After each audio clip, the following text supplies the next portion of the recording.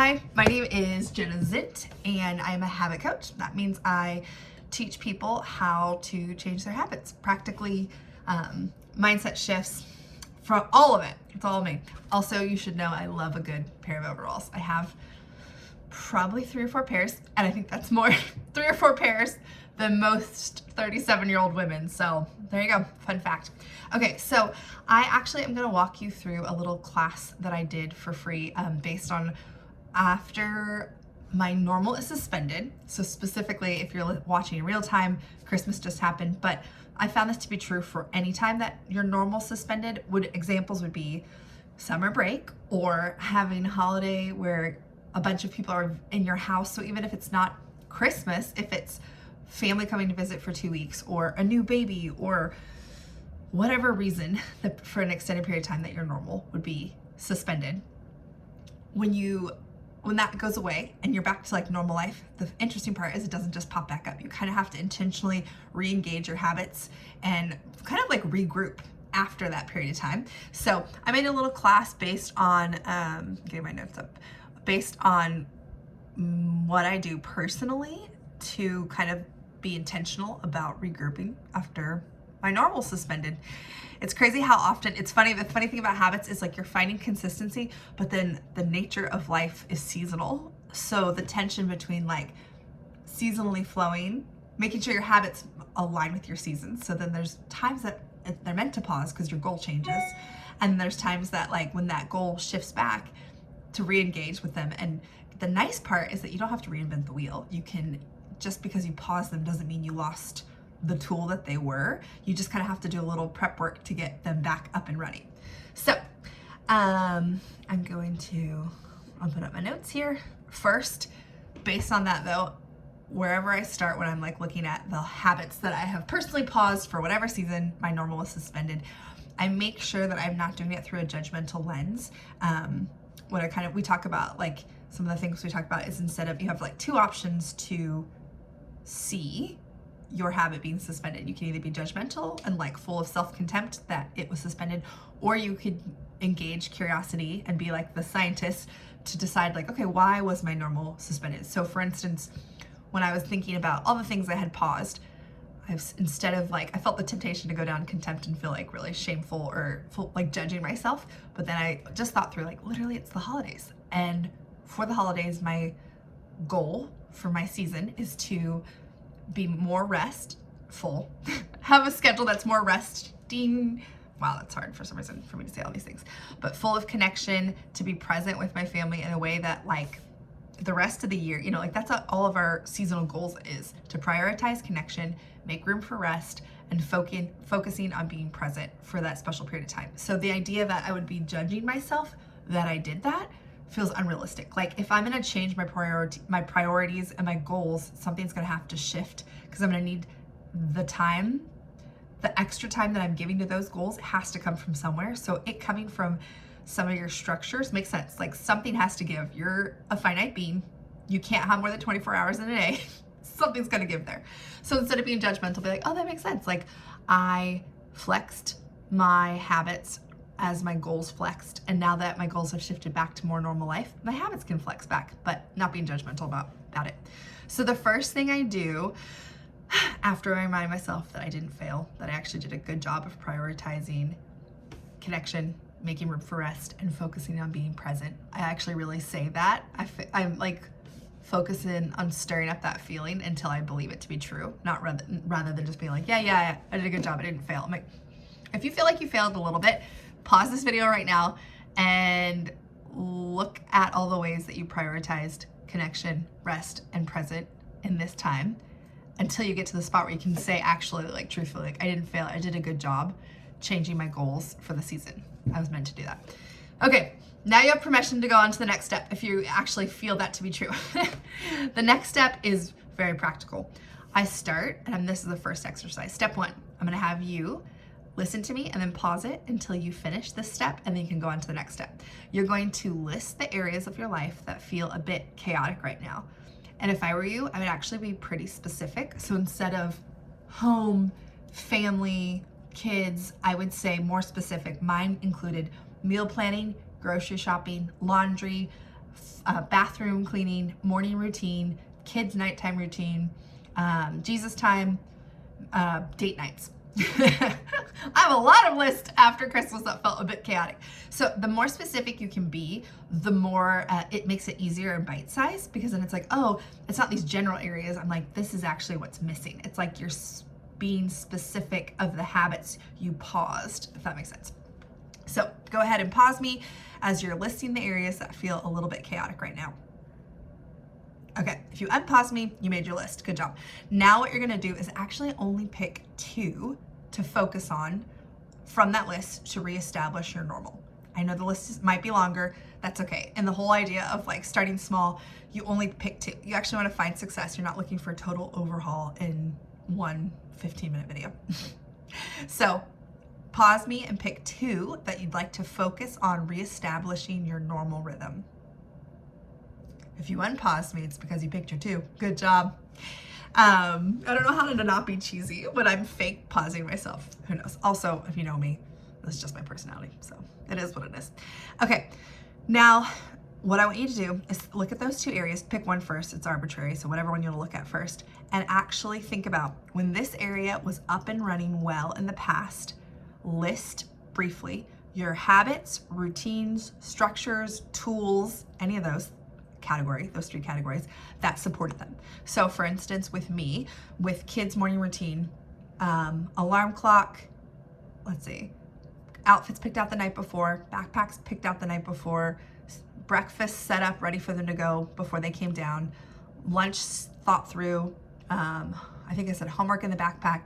It was interesting what I did the reason it's actually really helpful to make a list rather than thinking about it is when I made my list, if you noticed, about my morning routine for the kids, like the area that felt chaotic, was that so much of the chaos actually came from not doing the prep work the night before. And all of a sudden I was like, oh, I thought I had a morning problem, but I actually really need to focus on my nighttime habits for the kids so that the morning feels less chaotic. And it's funny how within just a 3-week vacation, I forgot how crucial the relationship is between the night before habits for the kids getting ready to school so that we have a better morning.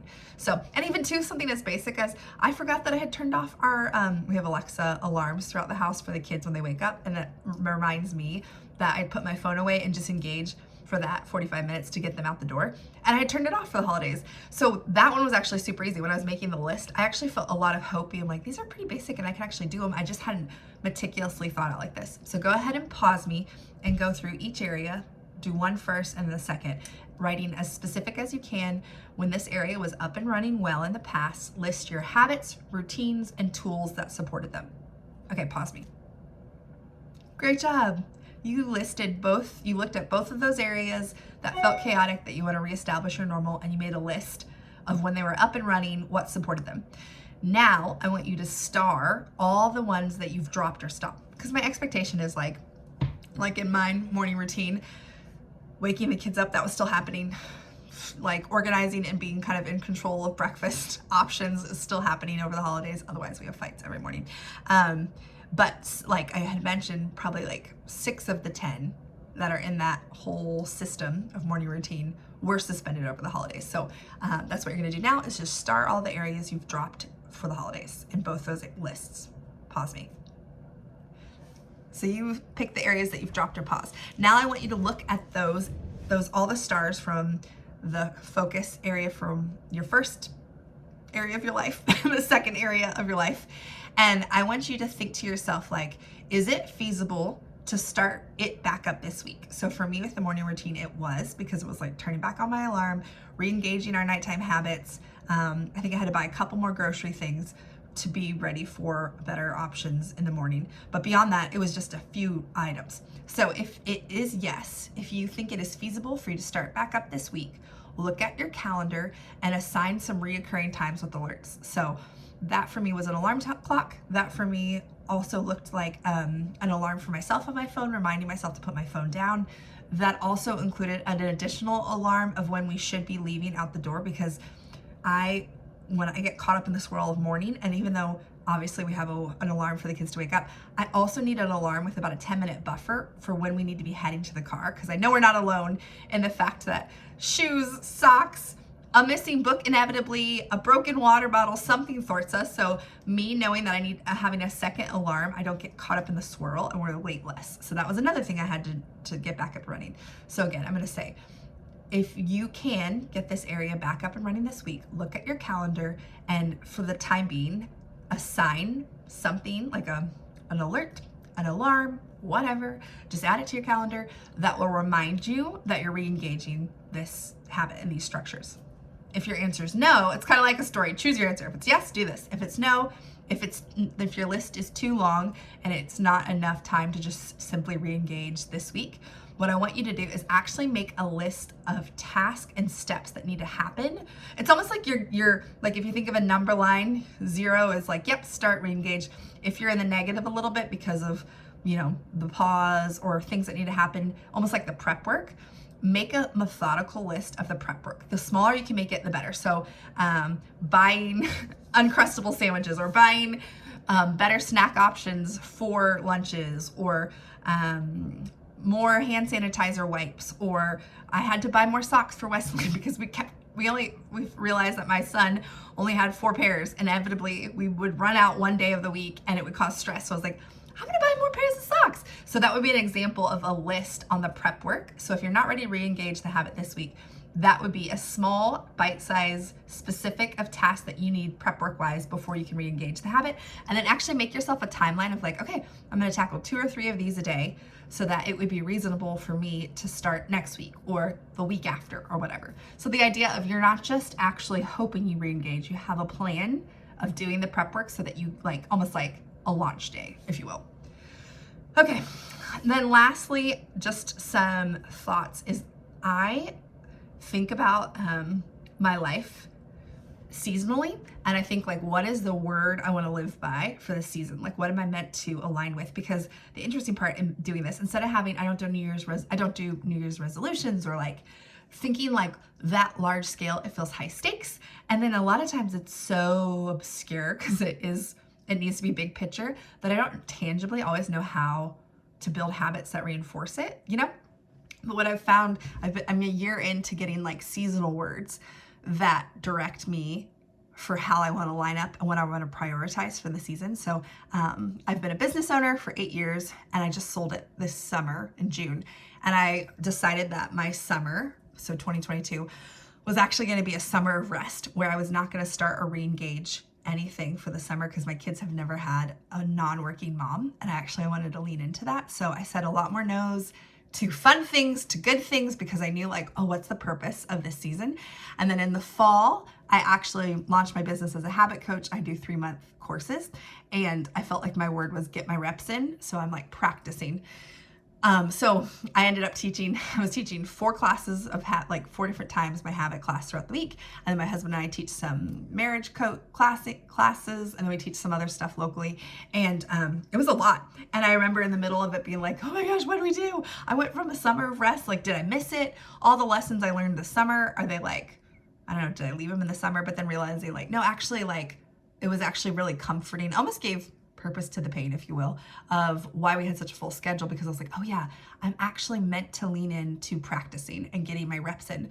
So this is for a season. It was only 8 weeks. I'm not committing to forever, but I could put my head down and hit that pace and kind of for a few weeks because I knew it was for a purpose. So anyways, the point now is that I want you to take a minute and get a word, almost like a tagline, if you will. It doesn't have to be specifically one word.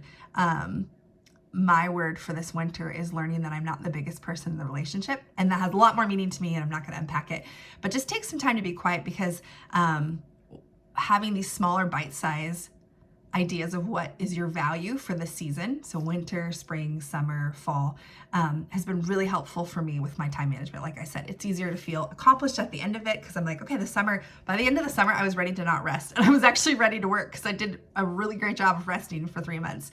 And then at the end of the 3 months of my fall schedule, I was very ready to have a slower pace. So it's been cool watching my habits align with what I feel like my seasonal mission is, if that makes sense.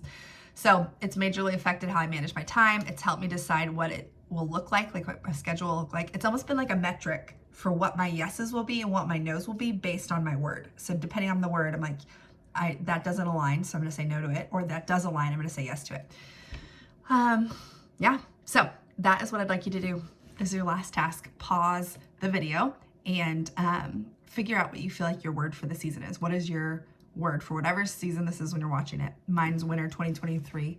And then if you want, you can follow me on Instagram, Jenna Zint. And if you send me what your seasonal word is, I have like a little graphic that I made for my own phone, and then I put my seasonal word as my backdrop, you know, like your lock screen, so that I can keep it at the front of my mind. Like, what's the purpose? What am I going after? What am I building? What's my metric for my yeses and my nos? So if you want to follow me at Jenna Zint, you can tell me what your seasonal word is in a DM, and I'll just send you a personal graphic. So yeah, follow me for all things habit. This is actually my first official public video for this. So like, subscribe. Oh, I feel such like a YouTuber right now. I don't know if 37-year-old people can say, if you like this video, like, subscribe, and share it with your friends.